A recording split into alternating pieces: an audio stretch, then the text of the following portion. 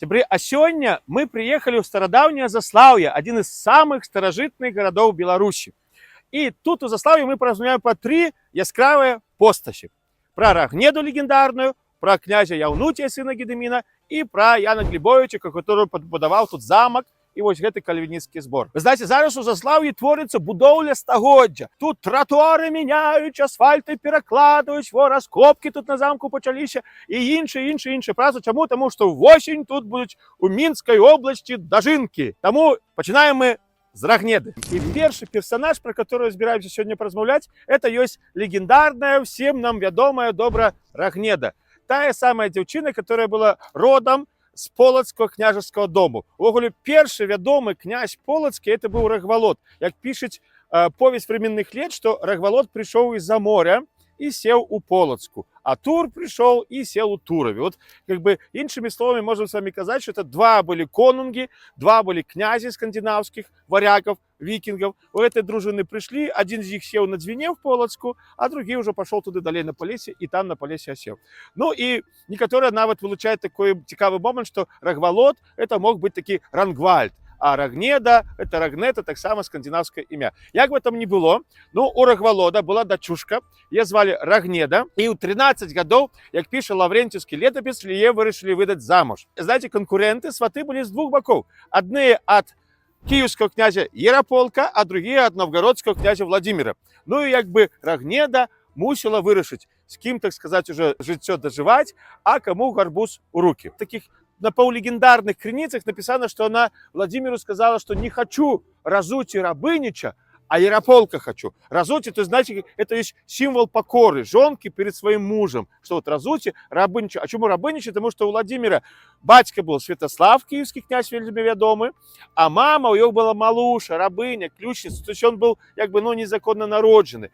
И что, как бы, Рагнеда як сказала, то у Владимира одразу давление поднялось, кроў дало в очи, и он собрал войско и пошел в поход на Полоцк. Ну, ясная справа, что решение про свою долю и житье Рагнеда не принимал. Ну, конечно, что решение принимал князь Рагвалод. Ну, и он подумал, что ему лепше, конечно, союз с Киевом, чимся с неким там полночным Новгородом. Но, але, знаете, Владимира проняло добро ему подпекло. И он собрал войско, пошел на Полоцк, была битва, и в этой битве был забитый и Рагвалод, была забита и сыны его, а Рагнеда была взята Владимиром силой. Меньше чем праз год Владимир спускается вниз по течению Днепра, там он запрашивает, выманивает на переговоры своего брата Ярополка, забивая этого самого Ярополка, и таким чином становится адзінаўладным правителем громадных просторов от полночных морей до черноморских степей. Вот это вот утворение державное мы с вами зараз ведаем, як тая старая Русь, ці Киевская Русь, такие вот термины ввели у 19 стагоддзі.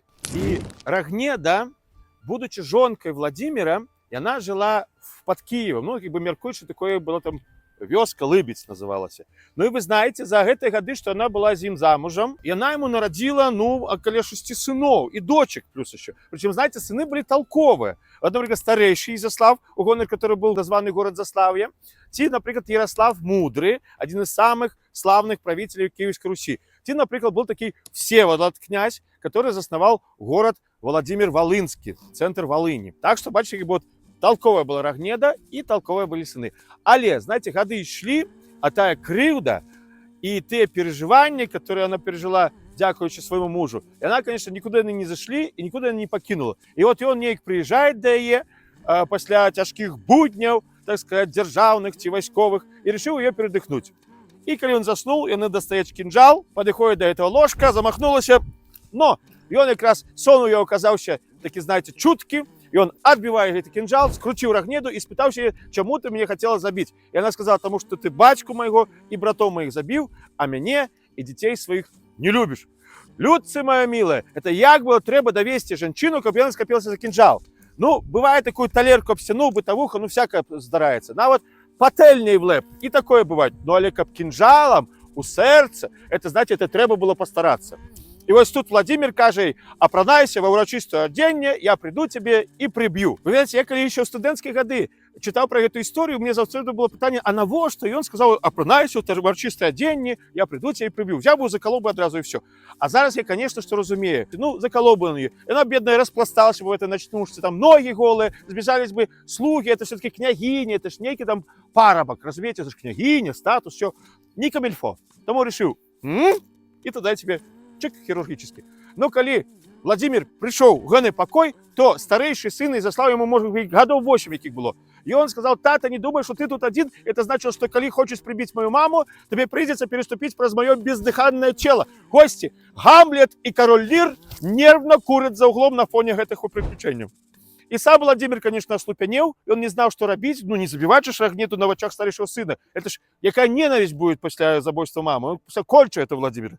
Разумеете, голову ему отрежет. Тому Владимир пошел ураиться до бояру, что робить. Бояре ему пораили не забивать Рогнеду, а сослать яе у ссылку. Причем не куда-нибудь сослали, а, видать, полоцкое лобби спрацавало, что ее сослали у межи полоцкого княства.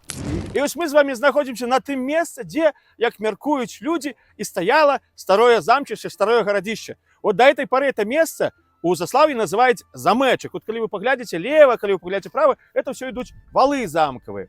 И вот тут, на этом месте, подсыпали жвиром пляцовку, насыпали валы, на валы поставили деревянные стены.